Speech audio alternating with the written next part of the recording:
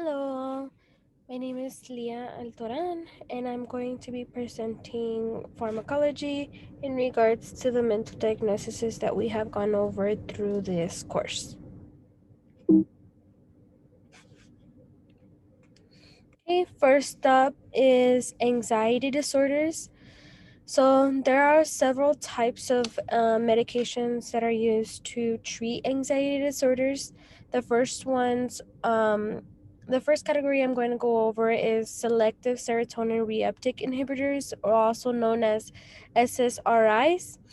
Some of these medications are fluoxetine. Brand names are Prozac, Eli Lilly. Then you have sertraline, brand name is Zoloft and Pfizer. Then you also have citalopram, and brand name is Celexa or Forest. Then you also have escitalopram, and brand name is Lexapro and Forest. And you also have the Lazodone, brand names Viprid or Forest. Another category of medications that could be used to treat anxiety disorders are the serotonin norepinephrine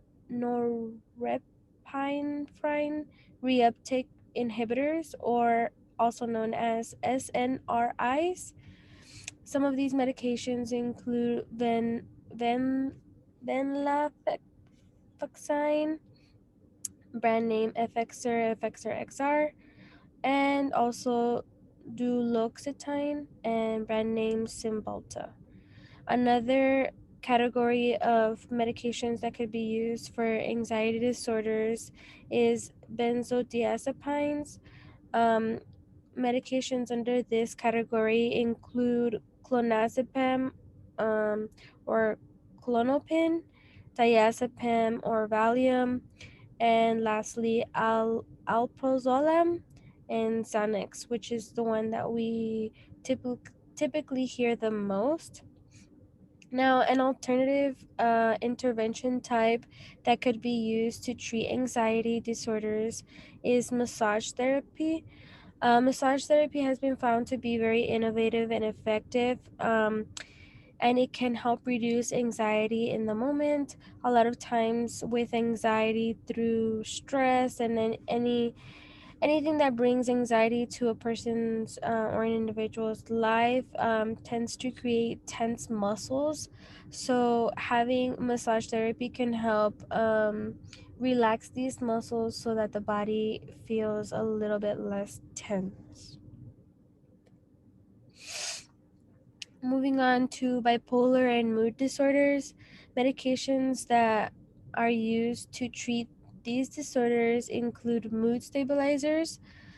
Medications under this category include lithium or lithobid, valproic acid or depakine, divalproex sodium or depakote, carbamazepine or tegretol, and egetero. Another category of medications that is used to treat bipolar and mood disorders are antipsychotics. Um, some antipsychotics used are olazapine or Zyprexa, risperidone or risperidol, uh, quetiapine, or Seroquel. Um, an alternative intervention method that could be used to treat bipolar and mood disorders is sleep intervention. So oftentimes, with these individuals that have these disorders, have unstable sleep patterns.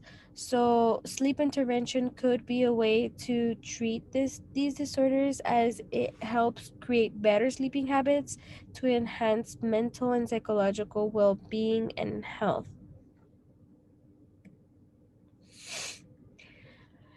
Moving forward to personality disorders, medications used to treat these disorders include MAOIs, MAOI and SSRIs. MAO MAOIs stand for monoamine oxidase inhibitors, and some of these medications include Nardole or phenelcyne or Parnate, um, or tranis tranisopromine. And then you also, the SSRIs include Prozac or fluoxetine and Luvox or fluvoxamine. Mood stabilizers and anticonvulsants are other is another category of medication that could be used to treat personality disorders. Some of these medications include Tegretol or carbamazepine, Depakote or Divalproex sodium, and lastly Lamictal or lamotrigine target. An alternative intervention for personality disorders is dance movement therapy, and DMT is actually a great intervention method used for individuals who are adolescent in the adolescent age with personality disorders.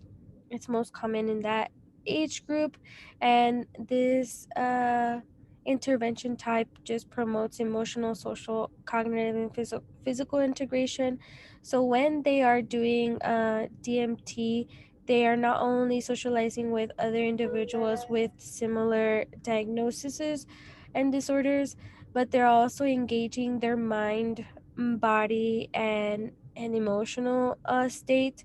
They have to move around, and if you see in the picture, they're using ribbons, so they're integrating um, other items, and they're all together, and they're doing this to stimulate those areas of their well-being, especially emotional and cognitive, as it is the area that is most affected by personality disorders.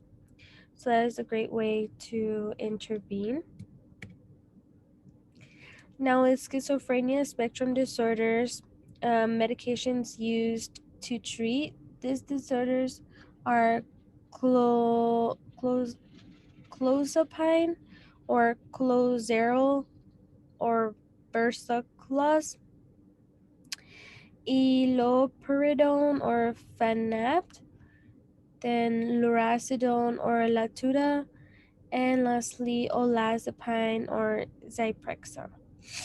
Now, with excuse me, with schizophrenia and spectrum disorders, one of the things that is a deficit is social skills. So oftentimes those with schizophrenia and spectrum disorders, their socialization skills aren't um, aren't as great. Therefore, they don't understand social cues and other things of that nature.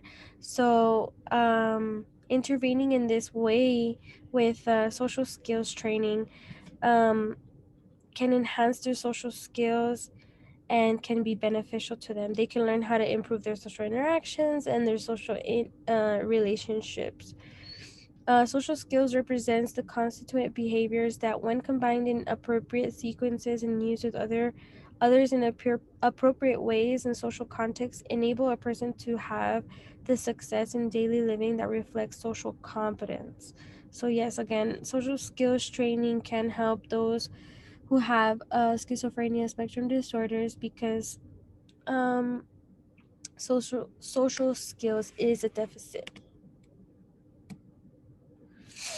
And lastly, with trauma and adjustment disorders, the medications that are used to lessen some of the symptoms, such as insomnia, depression, and anxiety.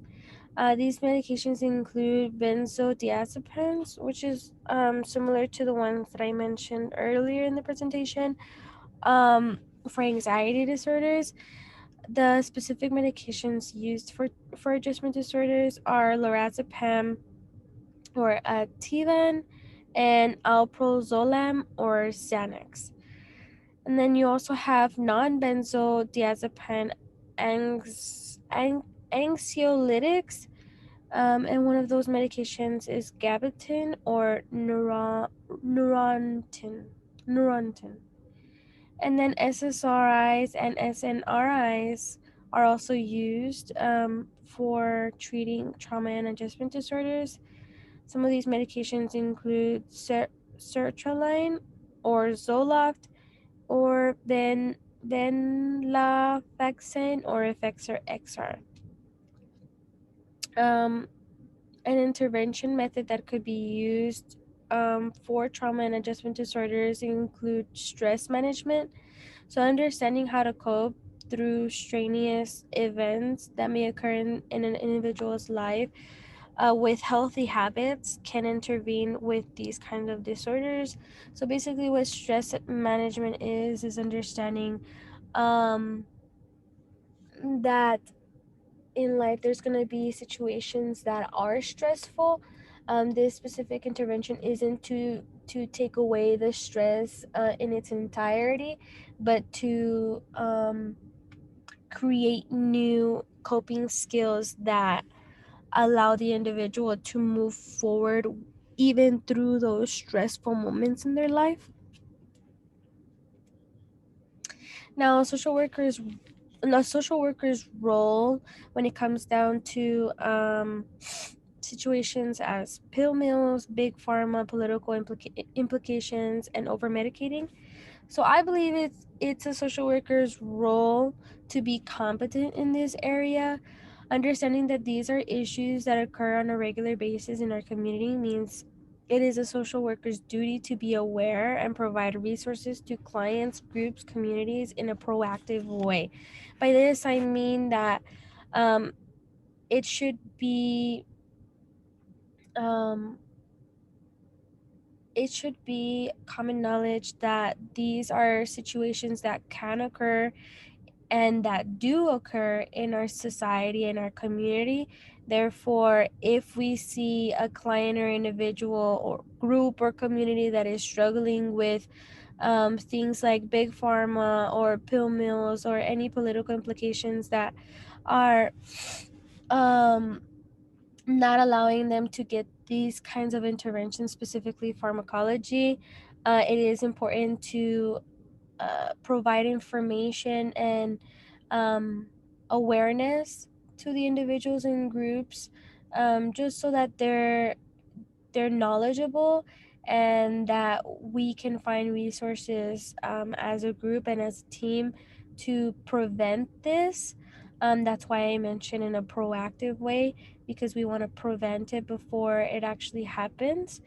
Um, and then, furthermore, I explained that this will allow for medication crises such as the ones mentioned to affect not as many people and populations. So, not only are we being competent in this area, but we are servicing the community for the greater good. So, again, by doing this, we are we are preventing we are helping the prevention of these situations and medication crises to occur to as many people. So if we can intervene and we can assess and allow the individual and the group to be knowledgeable and aware of the situations that can occur, it can help prevent them from falling into these traps. And these are my references. Thank you.